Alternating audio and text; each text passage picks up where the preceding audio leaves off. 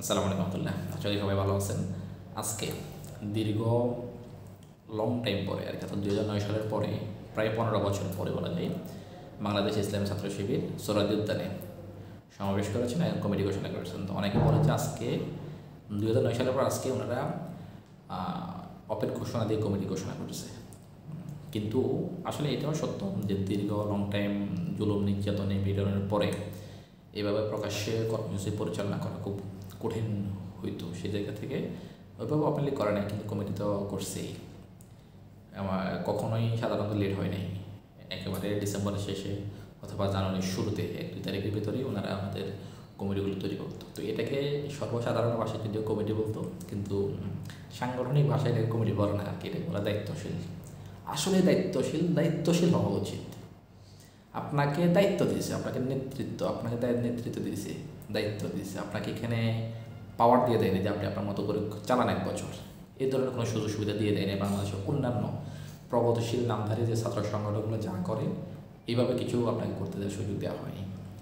তো আজকে ছাত্র শিবিরের যিনি সভাপতি নির্বাচিত হয়েছেন জাহিদুল ইসলাম ভাই, অত্যন্ত ভালো মনের মানুষ, আপনারা ওনাকে চেনেন। আমার সাথে ওনার দেখা হয়েছিল, সাধারণত পুরামাদিতে এভাবে দেখা হয় নাই, কিন্তু একবার দেখা হয়েছিল হচ্ছে ঢাকা মহানগর উত্তরের একটা প্রোগ্রামে টঙ্গীতে আর কি। টঙ্গীতে ওইটা আবার শিবিরের বিভিন্ন সময়ে ওই মানে ইয়েগুলো হইতো আর কি, ওইখানে যখন সদস্য নির্বাচিত হইতো অর্থাৎ সদস্য শপথের যে অনুষ্ঠানগুলো, ওগুলোতে দেখা হয়। আমার সাথে ওইখানে দেখা হয়েছিল, দেখা আলহামদুলিল্লাহ। এবং যিনি সেক্রেটারি হয়েছেন, তো ওনাকেও তো আমরা আসলে আরেকটা নাম চিনতাম, শাহরিয়ার ফয়সাল ভাই, সেটা হয়তো অনেকে জানেন। এখন নুরুল ইসলাম সাদ্দাম, অরিজিনাল নাম নুরুল ইসলাম সাদ্দাম ভাই, আবার এরা নিকনেম ব্যবহার করতেন আর কি, শাহরিয়ার ফয়সাল ভাই।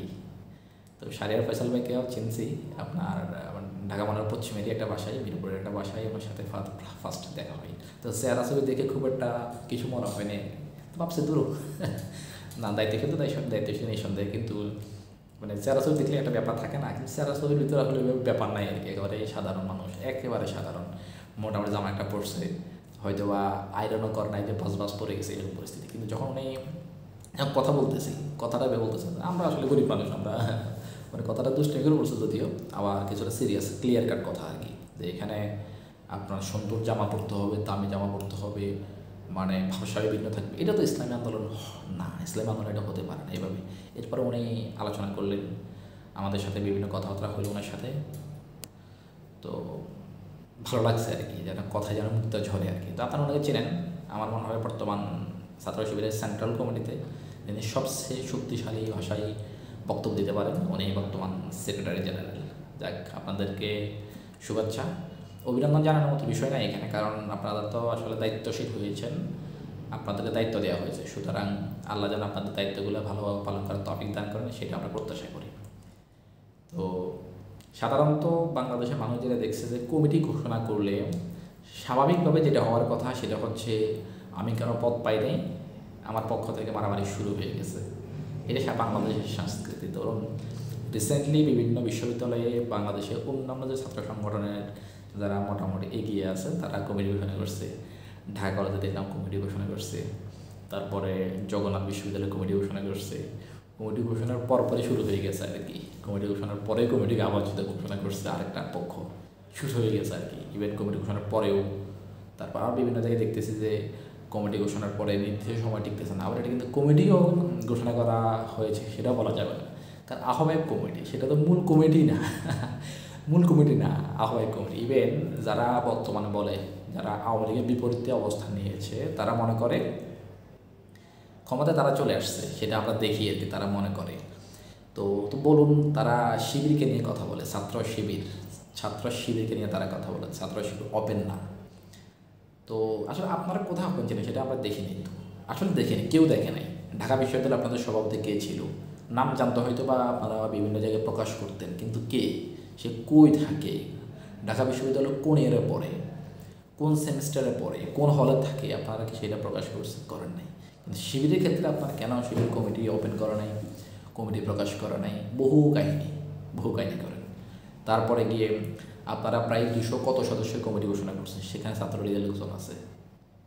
তা আমার মনে হয়, আমার যেটা ধারণা, ইভেন বাংলাদেশের মানুষ যেটা মনে করে, আপনাদেরও 250 না জানে কত সদস্য বিশিষ্ট কমিটি, এই আপনাদের টোটাল বিশ্ববিদ্যালয়ের জনসংখ্যা এগুলো, এর বাইরে কোনো জনসংখ্যা নেই। 1-2 হচ্ছে।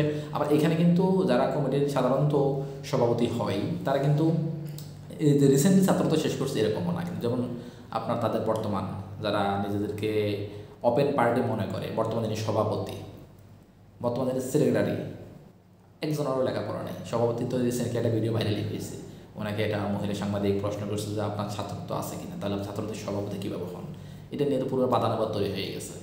সুতরাং বাংলাদেশ ইসলামী ছাত্র শিবির, ওনাদেরকে নিয়ে কথা বলতে হলে আপনাদেরকে আরও সতর্ক থাকতে হবে।